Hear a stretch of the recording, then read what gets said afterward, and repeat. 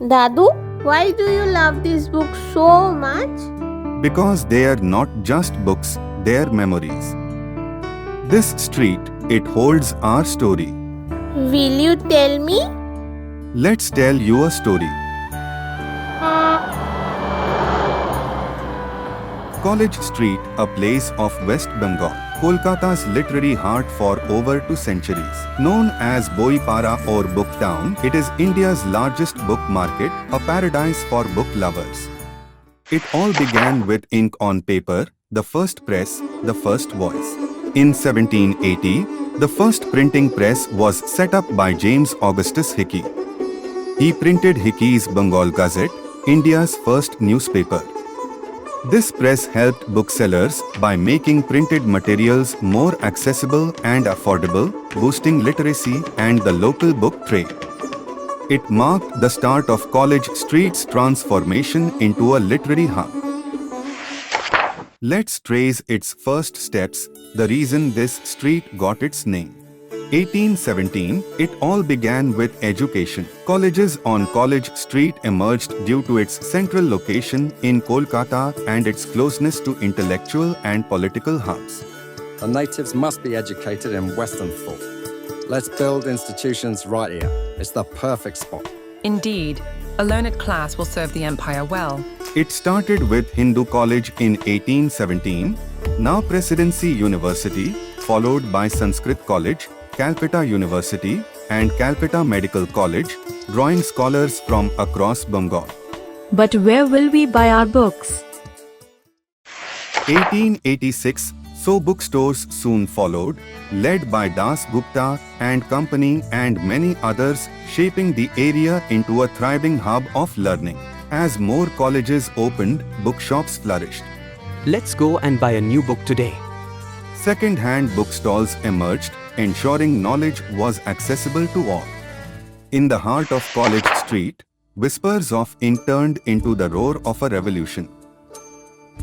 Take it, Aurobindo's call for freedom. Let everyone read it. We'll spread the fire. India must rise. He's giving it openly. Vande Mataram. Revolutions don't end in glory, they end in graves. A bullet can kill a body, not a revolution. They are not just pages, they carried the fire of freedom. Books became weapons, revolutionary texts, pamphlets, and nationalist literature spread awareness and united people in the fight for independence. Where thoughts brewed stronger than coffee, this was the city's beating mind. Once Albert Hall in 1876, it brewed a new life in 1942 when the Coffee Board opened its doors.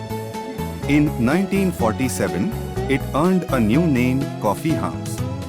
More than a cafe, it became a meeting ground for minds and for books. Writers, readers, and booksellers exchanged ideas and titles over endless cups. Something never changes. I have to capture this, it's beautiful. This place is full of stories. This place is pure gold. We grew old, not the adda. Time moved on, but the soul of College Street kept turning its pages. After independence, College Street witnessed several key movements, the most notable being the growth of the Little Magazine movement, 1950 to 1970, ignited further by the rebellious spirit of the hungry generation. The Naxalite movement, late 1960 to 1970, turning campuses into centers of radical thought and protest, and various cultural festivals and book fairs. I want everything. Where do we even start? Look at all these books. It's endless. Whoa, I've been looking for this book forever. You are not buying it? First, I need to flex it online. Looking for something? ISC, Class 11 Science for my brother. Here's the latest editions. Can I get a small discount? Of course, student discount for you. Study hard. Thank you, Uncle. It remains a literary hub where books are not just sold but preserved. College Street has witnessed both triumphs and trials. In 2020, the COVID-19 pandemic brought further hardships, shutting down shops and leaving booksellers struggling to survive.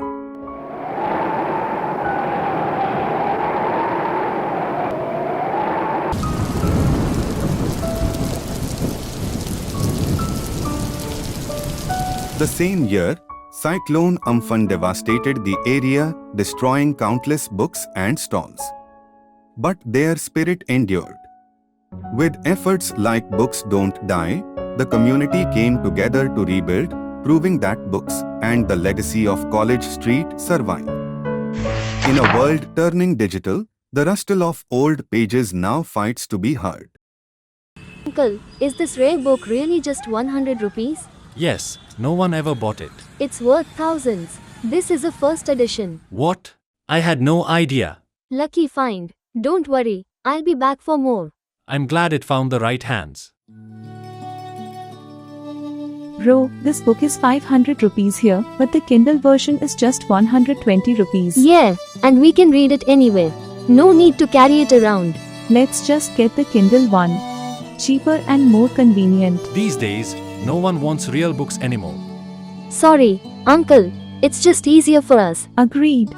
Let's go, no point standing here. Yup, digital wins again. Yet, times are changing.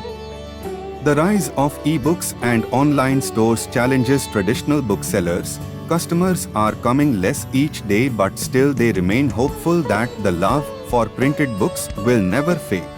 To keep the legacy alive, Dasgupta and Co took the initiative and began training students in publishing, blending education with experience. It's a step that not only shapes futures, but also keeps College Street breathing.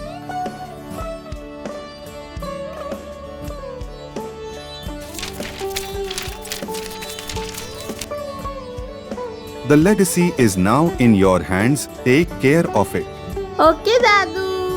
College Street book trading is an emotion, a culture, and a lasting legacy.